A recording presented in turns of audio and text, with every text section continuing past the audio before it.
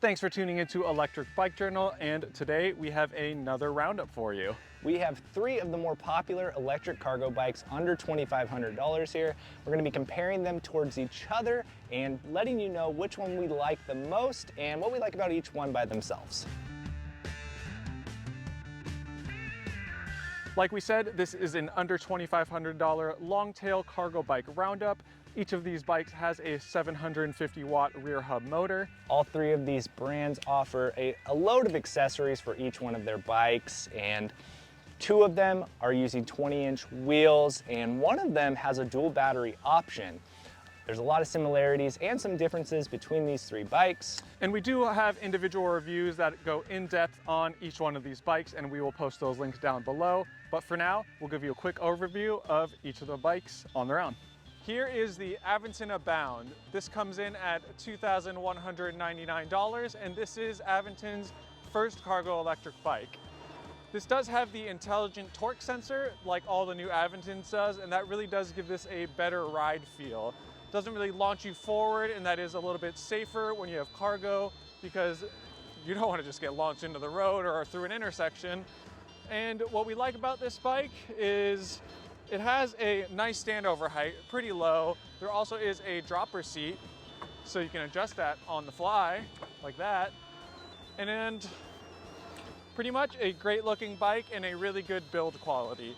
It does come with a few accessories that, not the front basket here, but it does come with those floorboards in the back. It has a total load capacity of 440 pounds, and it comes in weighing around 80 pounds.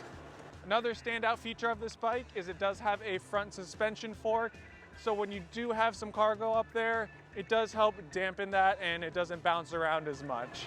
You can also lock out that fork when you don't have cargo, so you can be a little more efficient when you're riding. This is the Lectric Expedition. The single battery option starts at $13.99, whereas the dual battery option that we have here is $16.99. Lectric offers a lot of accessories that really accommodate carrying kids or another person behind you. The load capacity on the Expedition is 450 pounds, so between the 3, it can carry the most weight, and you see that evident in the really robust large frame. One of the other things that's neat about the Expedition is the hydraulic disc brakes that it comes with and those 20-inch by 3-inch wide tires, which really add a lot of cushion and protection when you're out riding, especially with a lot of cargo. Something else that I think is really cool about this bike for storage is the collapsible stem, being able to lower that seat and take those pedals off quickly to store it in the garage for a nice long winter season. This bike is the Rad Power Rad Wagon 4. Comes with a price tag of $19.99, and you've probably seen them around because it is a very popular bike from a very popular brand.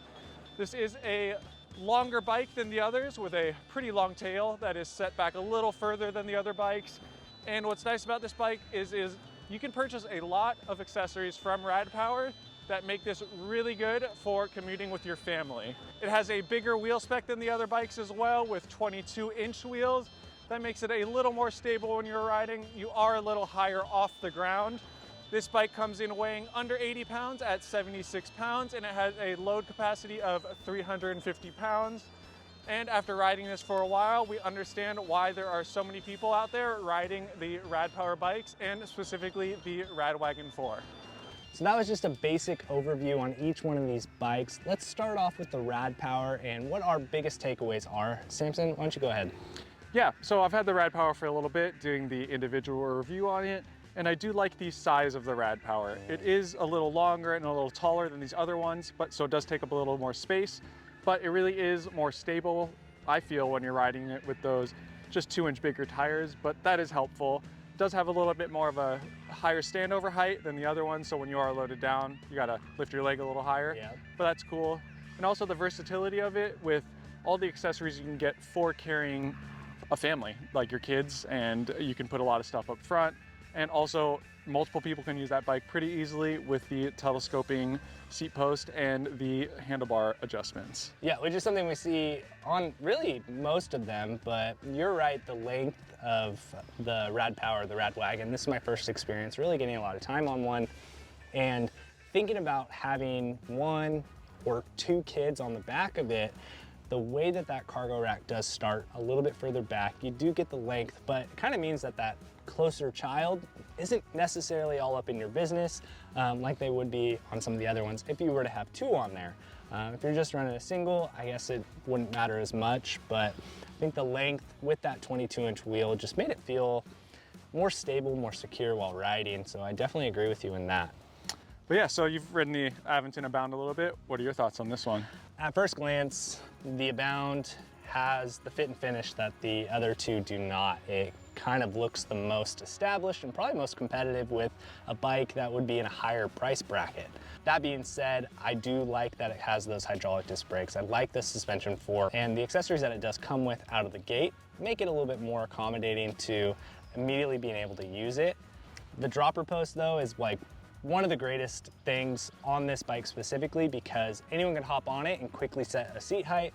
But if you have a load on the back and being able to drop that down when you're at a stoplight or out in that traffic, it's nice because then you can get planted really easily.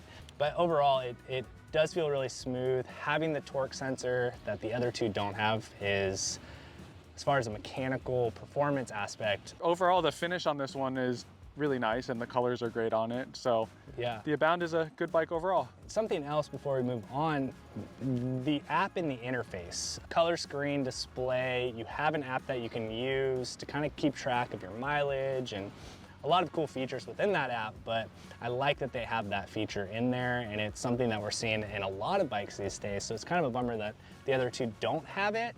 But the fact that Aventon's kind of just been doing that across the board, like their torque sensor, it just kind of shows that they're kind of trying to be more competitive, but still at a more friendly price point than some of the more expensive bikes for sure. Yeah, I agree that the color LCD screen and having the app that you can connect to really gives the Aventon Abound a more premium finish, kind of like those bikes that get up into the $4,000 to $6,000 range. So we got the, last but not least, the Lectric Expedition. Dustin, what are your thoughts on that? The Lectric is the most affordable, and that is something I like. I definitely like the affordability on it, and Lectric has that across the board with all their bikes. This is their first cargo bike, but for Lectric to come out with one, they were able to bring a lot of stuff that we see in their other bikes over to it, and I think the collapsibility and the way you can shrink it down, I have to think about the people that travel or want to take these bikes with them.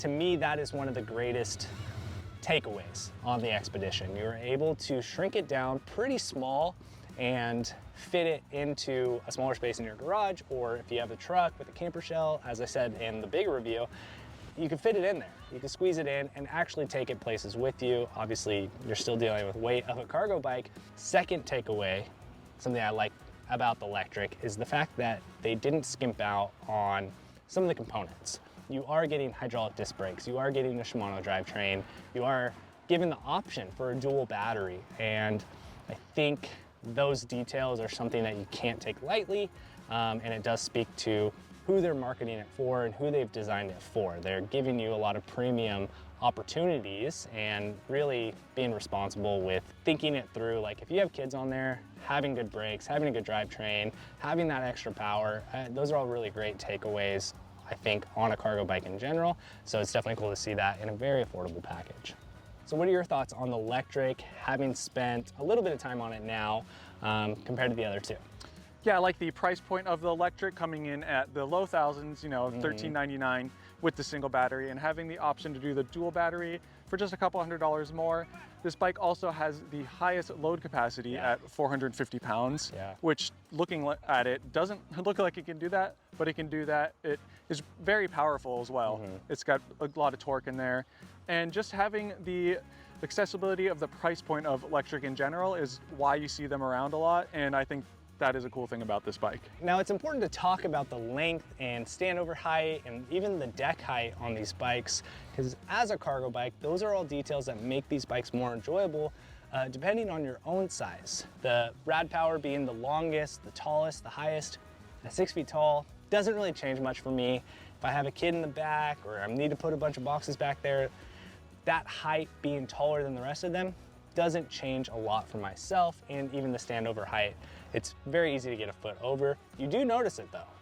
Yeah, you definitely notice the height difference when you're on the Rad Power, even when we were riding next to the other bikes. And also storing the Rad Power is much longer than these ones, and it doesn't have anything that folds down like the handlebars, or the stem does adjust, but it doesn't fold over, so you can't really get it underneath anything like you could with the Abound or the Lectric. Absolutely. And now these two, the Lectric and the Abound, pretty close. Minor differences, and I would say that a lot of that's something you could attribute to the tire size. That standover heights between the two of these, I mean, if the Lectric did have the same skinnier tires that the Abound does, I mean, those numbers would be noticeably different between the two bikes. But kind of how they come, very close to the same offering. And they did mention that in making these bikes, they wanted to offer something that did have a low deck height, did have a low standover height, to make it very easy and accommodating to all different height riders, but I would say definitely favors the less than 6 foot rider. Yeah, this bike, if you're gonna be over 6 feet, even if you telescope that seat post all the way to the top, is gonna be a pretty short reach and maybe a little awkward with the handling, because you're going to be leaning over the front of the wheel a little more, and that's going to affect your handling. Yeah. But it is versatile enough, and you can, since it is electric assist, you have that assist. You don't have to have your seat all the way up to get your legs getting the most power out of them. Yeah. But for comfortability wise, medium-sized rider to small would be better on these bikes. And if you're taller, definitely would recommend the Rad Power Rad Wagon for sure. Component wise, between the three of these, hydraulic disc brakes, Shimano drivetrain on these two, the Lectric and the Aventon. Rad Power's a little bit out there. They mechanical disc brakes. Yeah, this is the Rad Wagon 4, so this is the 4th generation of this Rad Wagon bike. So they definitely have experience in this bike, and they have done a lot of upgrades from the first one. I still see a few of the Rad Wagon 1s riding around town in Portland, so you know they're gonna last. And just the 4th generation and the network that Rad Power has with their stores. A lot of big cities have some Rad Power stores. You can reach out to them online. They're one of the bigger brands. To that same degree, that being the 4th generation, both of these being their first iteration of a cargo bike, if they're still going with some of those components and that's what they're choosing on their 4th version, maybe my decision to say that hydraulic disc brakes and a Shimano drivetrain matters doesn't actually matter as much as you think. And having only a single battery option as opposed to a dual battery, they've had 4 tries at this, and they are still committed to the fact that, hey, this is the best offering for that price point. So we've got down to it, gone over the specs and our opinions on this.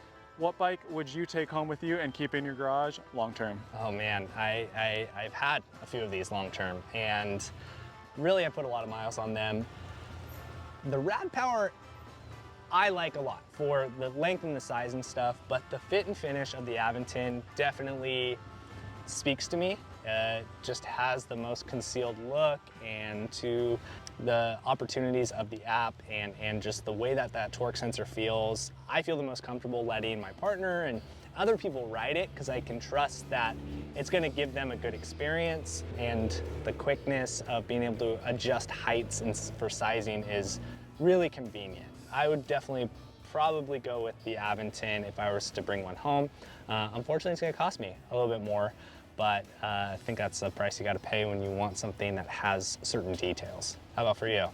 Yeah, I mean, I do like the Abound. I had it for a little bit as well, rode around town, did a lot of grocery runs, and even carried, you know, the big bags of dog food on the back there.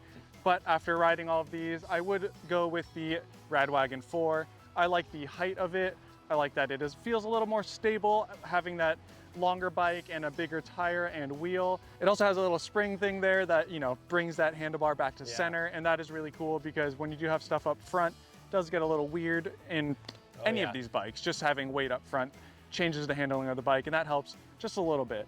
This is also the 4th version, so there's a lot of R&D in this bike, and that goes a long way.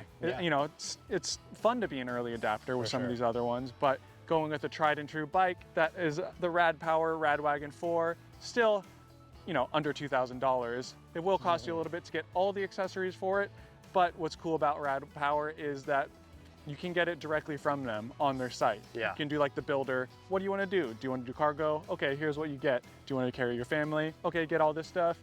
Click that button, ships right to your door.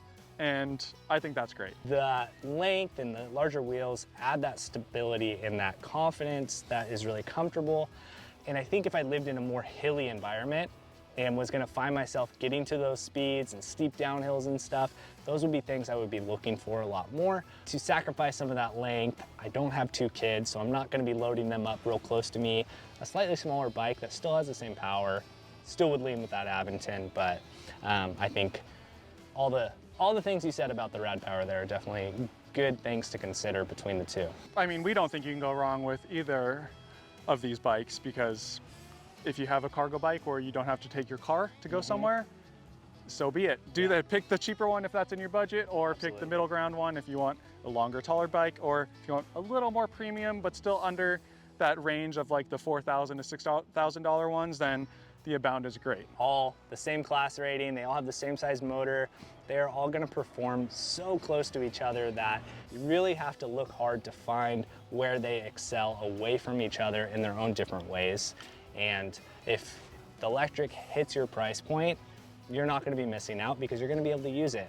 We've definitely had other testers been putting their kids on there and riding them around and using them just as they should be used, all the same as the other 2 bikes here. So that is a huge part of what we're trying to offer here, is just to know that these 3 bikes, it's really what's in your price point and what's in your price range to decide what it is that you're really looking for to get out of a cargo bike. So that is our roundup on the under $2,500 long-tail cargo bike. We hope this helps you make a more informed decision if you were looking at any of these bikes.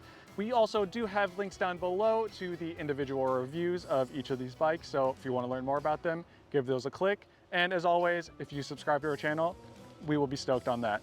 Thanks for watching, and we'll see you in the next one. Did I hit record? I don't know, I think it's recording.